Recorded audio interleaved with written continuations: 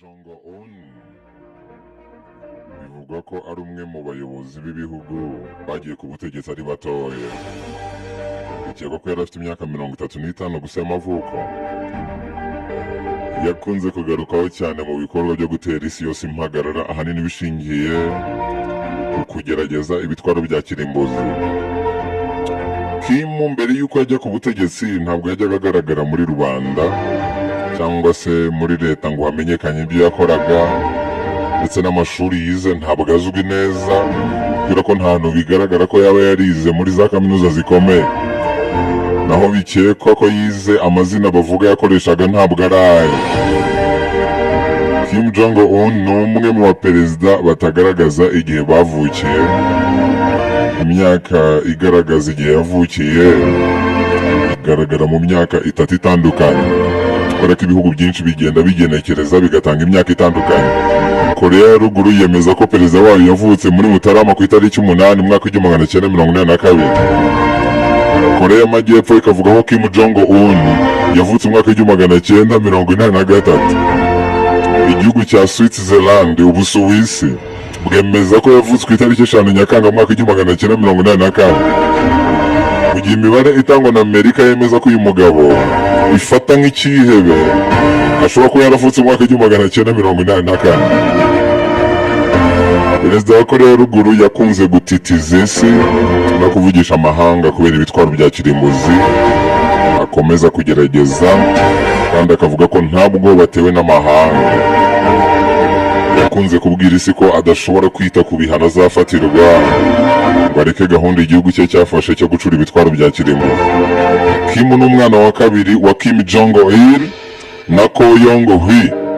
Se yitabye Imana muri 2011. Uyu muperezida rero afite ipeti rya marishali mu bya gisirikari. Kim Jong-un yagiye ku butegetsi ku itariki 9 Werurwe muri 2014. Ashinjwa kuba rero muri 2013 yaricishije nyirarume Jang Song-taek, ndetse akaba ari nawe wishe umuvandimwe we Kim Jong-nam. Kuva uyu mugabo yajya ku butegetsi, isi yose imufata nk'icyihebe, aho bikekwa ko ashobora guteza intambara ya gatatu y'isi. Kuva yajya ku butegetsi yakomeje kugaragaza guhangana gukomeye na Leta Zunze Ubumwe za Amerika, ibintu byagiye biteza ikibazo gikomeye kubera ko Amerika nayo yafashe umwanzuro wo guhangana n'iki gihugu gikomeje gukora no kugerageza ibitwaro bya kirimbuzi umusubirizo. Mu bihe bishize ubwo Korea ya ruguru yageragezaga ibisasu bya kirimbuzi, yagerageje bibiri. Umuryango w'abibumbye wafatiye kino gihugu ibihano, ariko cyo gihita gitangaza ko nta kibi bihano byahindura kuri gahunda yacyo yo gucura ibitwaro bya kirimbuzi. Niyo ushaka kumenya amakuru y'ukuri ku buzima bwa Kim Jong-un, ukaba utekereza ko wayashakira nko mu binyamakuru byo muri Korea y'Amajyaruguru, wowe wibeshya cyane, kubera ko ibyaho nta wundi upfa kubimenya uretse abaho, nabo atari bose. Ikindi ku bijyanye n'amakuru y'umuperezida, n'uyashakisha nk'umunyamakuru mpuzamahanga, naho ushobora kuba wibeshya kubera ko henshi bamwandikaho mu nyungu z'ibihugu byabo biba bihanganye bikomeye nawe.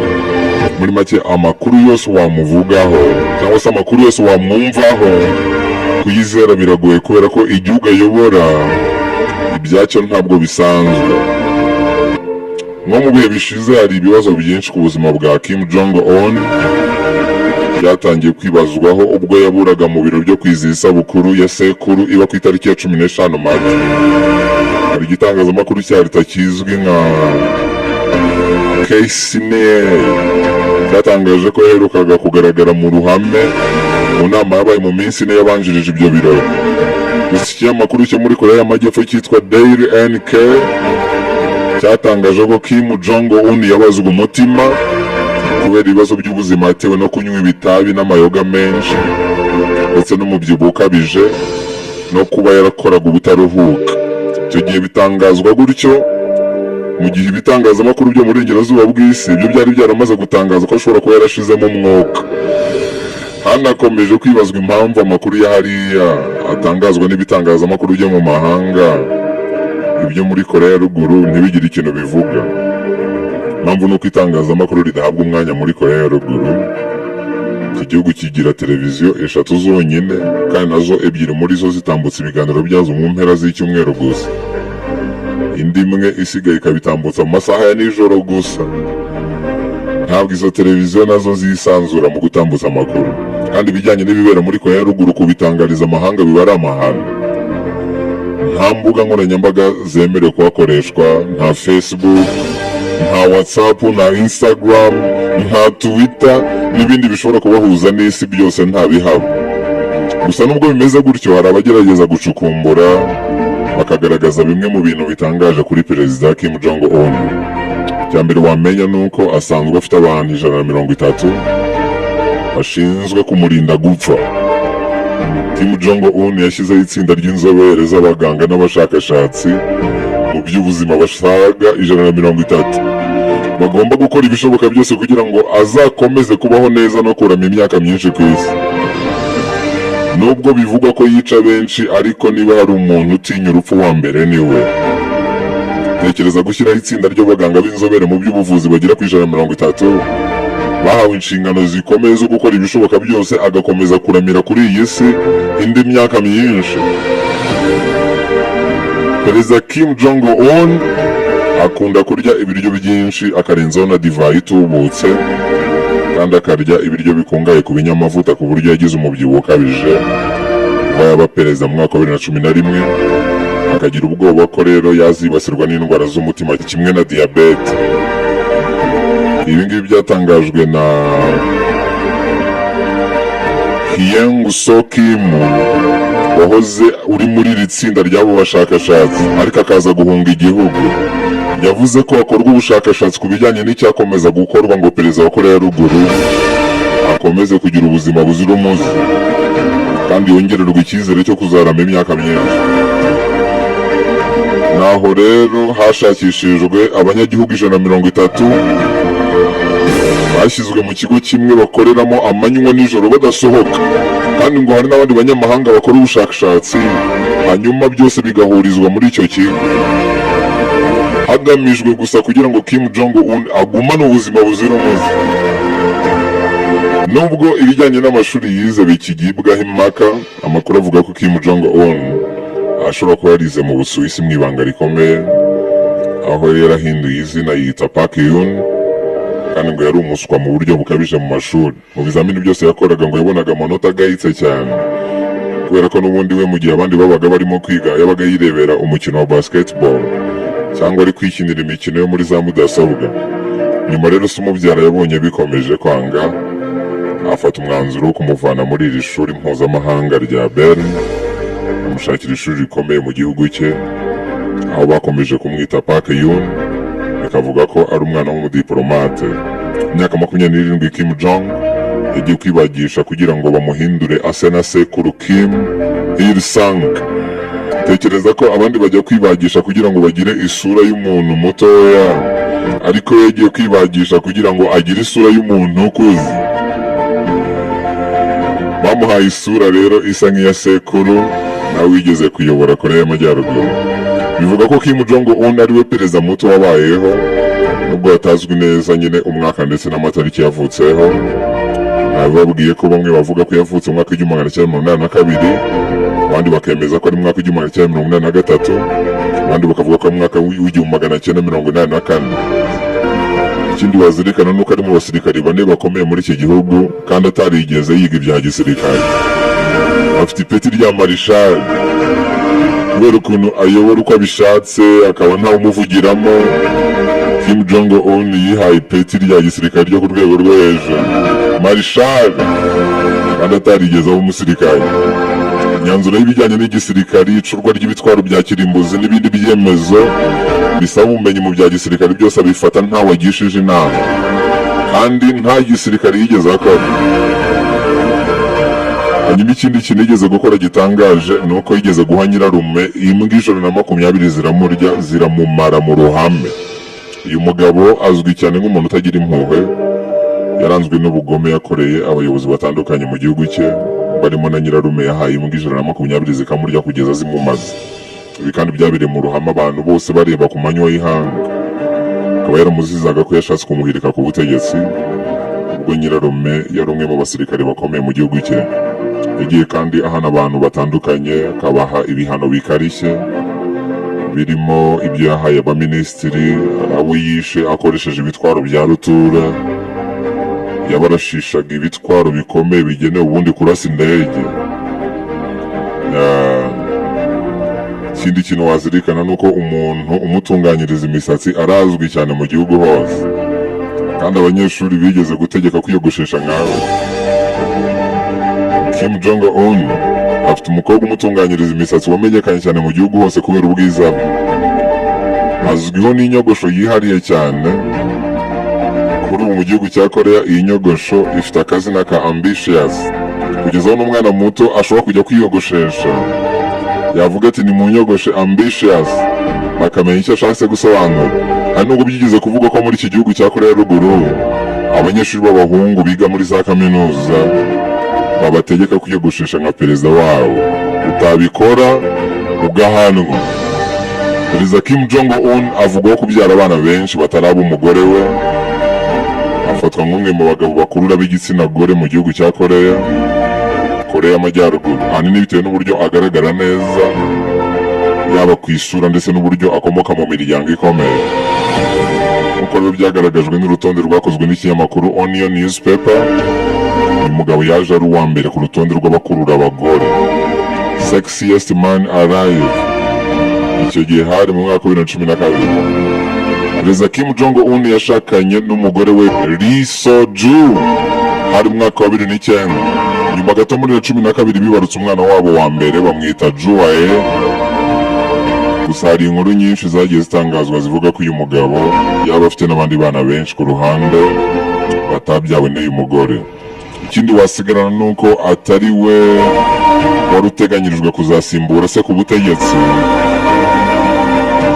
cyane ko binavuga ko yaroze mukuru we agapfa tariki 28 Ukuboza muri 2011, ubwo byatangajwe ko Kim Jong-un agizwe umuyobozi w'ikirenga wa Korea y'Amajyaruguru, atangarizwa mu mihango yo gushyingura se. Ubusanzwe ni umwana wa gatatu mu bana 7 bavukana, harimo abakobwa 4 n'abahungu 3. Muri aba bana uwitwa Kim Jong-nam akaba ari we mukuru kuri uyu Kim Jong-un, niwe wari warateguye kuzasimbura umubyeyi wabo, gusa ntibyakunze kubera impamvu zitigeze zisobanuka neza, ndetse uyu na nyuma ntabwo yakunze kumvikana na murumuna we, dore ko yaje no kwicishwa uburozi muri Gashyantare 2017, kavuga ko byagizwemo uruhare n'umuvandimwe we Perezida Kim Jong-un.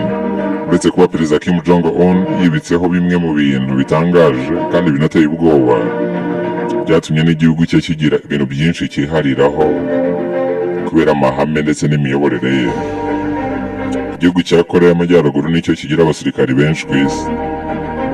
Ko kigira abasirikari barenga 7.5 miliyoni, barimo abagore n'abagabo. Kugira ngo wumve uburyo kino gihugu gifite abasirikari benshi, wafatira urugero kuri Leta Zunze Ubumwe za Amerika nk'igihugu cyihagazeho mu bya gisirikare, gifite abagera kuri 1.5 miliyoni gusa.